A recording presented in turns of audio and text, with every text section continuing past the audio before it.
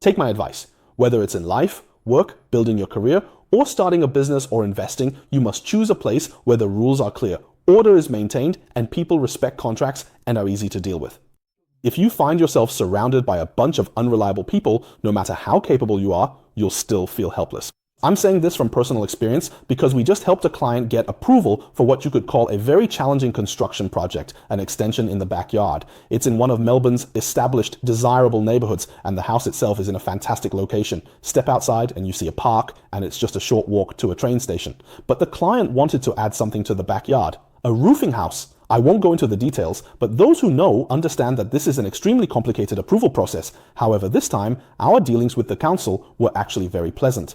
You have to understand, if this project had been done somewhere else, with these kinds of changes, I believe I would have been stuck from the start, especially as an immigrant. But this time, the council planner we worked with was a very capable Indian professional, and his advisor was an older white gentleman who was clearly a technical expert. So even before we started, we noticed that his team was very diverse. There was none of that racial tension or maneuvering, and no gray areas. We submitted our proposal, they held meetings and gave us feedback, and everything was based strictly on the Rust code. That's a technical term, referring to the residential design standards. If something was non-compliant, they would clearly specify which article and clause, and we would make the changes and resubmit.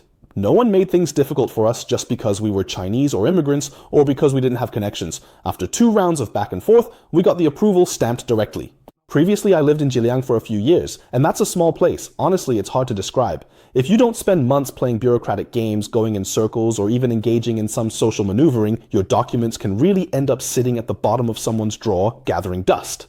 And especially, I've also heard that in even smaller places where there are even fewer rules, the clerks will definitely treat people differently depending on who they are. You know what I mean. But in Australia, especially in big cities like Melbourne and Sydney, when we deal with the council teams, they are very rule-based, or you could say they handle things in a very straightforward way. When you communicate with them, you don't sense any arrogance of white supremacy, nor is there any of that so-called "it's easier if you know someone" like people say back home. Everyone comes from all over the world, or rather from various countries, and they're all professionals who go strictly by the building code and planning regulations. If your application can be approved, it will be. If not, they'll tell you how to fix it. No one will just make things up, and no one will beat around the bush with you. So ultimately, through this experience, I feel that whether you're starting a business, investing, or just living your life, you should always choose a place with rules and a sense of contract, as long as it's within your ability. Otherwise, you'll really encounter too many bad people and bad situations. Environments that rely purely on connections instead of ability will definitely block your opportunities for wealth and luck. This time, the approval team we dealt with,